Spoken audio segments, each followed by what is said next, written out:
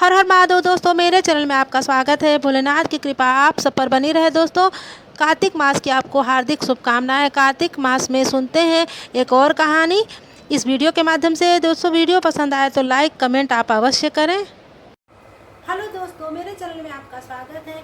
मेरा वीडियो पसंद आए तो लाइक कीजिए, सब्सक्राइब कीजिए। नमस्कार।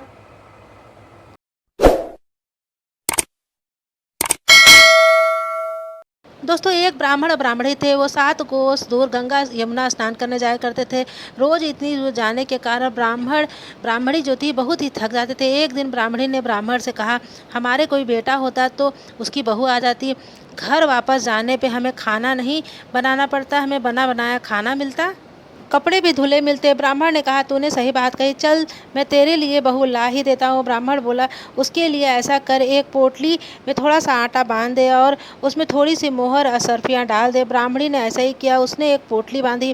ब्राह्मण उस पोटली को लेकर चल दिया। चलते चलते कुछ दूर पहुँचा ही था कि एक गाँव में यमुना जी के किनारे कुछ बहुत सारी लड़कियाँ सुंदर सुंदर थीं। वो अपने घर बना करके खेल रही थी। उसमें से एक लड़की बोली, मैंने तो अपना घर नहीं बिगाड़ा है, मुझे तो रहने के लिए यह घर चाहिए ही। उसकी बात सुनकर ब्राह्मण के मन में वो लड़की छा गई। वह मन ही मन में सोचने लगा कि बहू बनाने के लिए लड़की सबसे ठीक रहेगी।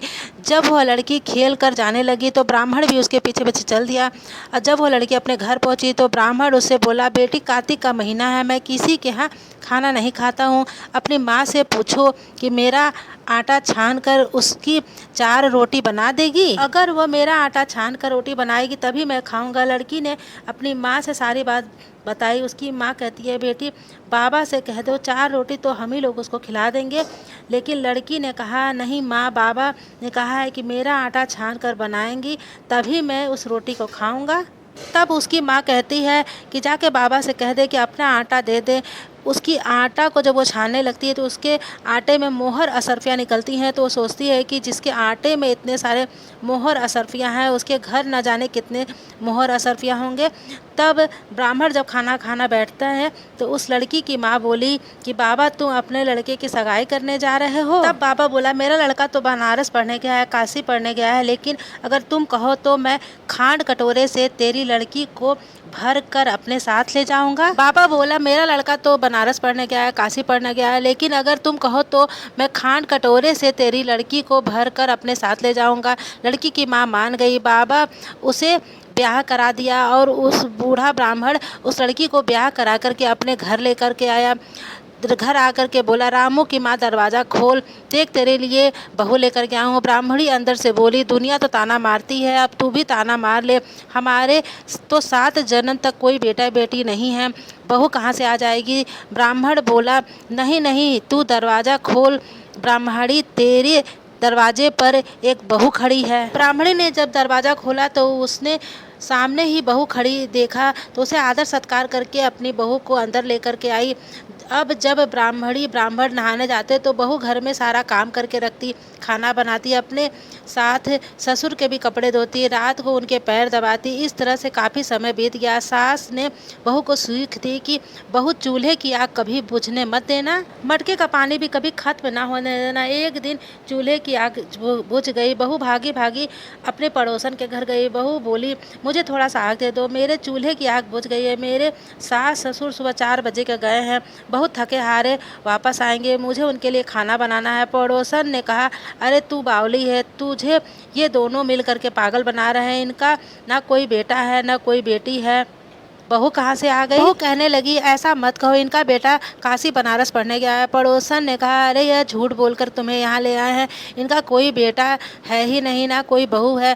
पड़ोसन की बातों में आके बहू बोली, अब मैं क्या करूँ, तुम ही बताओ। पड़ोसन ने कहा, क्या करना है, तेरे सास ससुर आए तो उन्हें जली कटी रोटी खिलाना, पतली दाल खिलाना, कच्चा चावल, कच्चा खीर, इस प्रकार से बना करके उनको खाने को देना। बहू पड़ोसन से सब कुछ सीख कर घर आ गई। अपने घर जब आई तो पड़ोसन ने जैसा बताया था वैसे ही किया। जब सास ससुर घर आए तो उनका कोई आदर सत्कार नहीं किया, उनके कपड़े नहीं धोए। सास ससुर को खाना दिया तो जली हुई रोटी दी, पतली दाल और चावल भी कच्ची थी। तो सास ने कहा कि बहू, ये कैसा खाना आपने बनाया है? तो उसने कहा कि आज ऐसा ही खा लो। जीवन भर आपको बढ़िया ही खाने को नहीं मिलेगा। बहू की बातें सुन करके सास ने कहा, बहू ये अच्छी सीख नहीं है, मैंने तो ऐसा नहीं सिखाया था। तब बहू फिर पड़ोसन के पास गई, जा कर के कही, अब आगे बताओ, अब मैं क्या करूं। पड़ोसन ने कहा कि सास ससुर से 7 कोठों की चाबी मांग लेना। अगले दिन जब सास ससुर जाने लगे तो बहू ने कहा, मुझे 7 कोठों की चाबी चाहिए। ससुर ने कहा, इसे चाबी दे दो, आज नहीं कल चाबियां इसे देनी है। सारी चाबियां सास ने उसे दे दी। सास ससुर के जाने के बाद बहू ने 7 कोठों खोले। किसी में अन्न भरा पड़ा था, किसी में धन भरा था, किसी ने बर्तन थे, अटूट संपत्ति भंडार भरे हुए थे। जब बहू ने 7वां कोठा खोला तो उसमें महादेव जी, पार्वती जी, गणेश जी, लक्ष्मी जी, पीपल के पत्ते, कार्तिकेय के ठाकुर जी, तुलसी जी, गंगा यमुना बह रही थी। 36 करोड़ के देवी देवता विराजमान थे और वहीं एक लड़का चंदन की चौकी पर बैठा माला जप रहा था। यह सब देख करके बहू ने उस लड़के से कहा कि आप कौन है? लड़का बोला,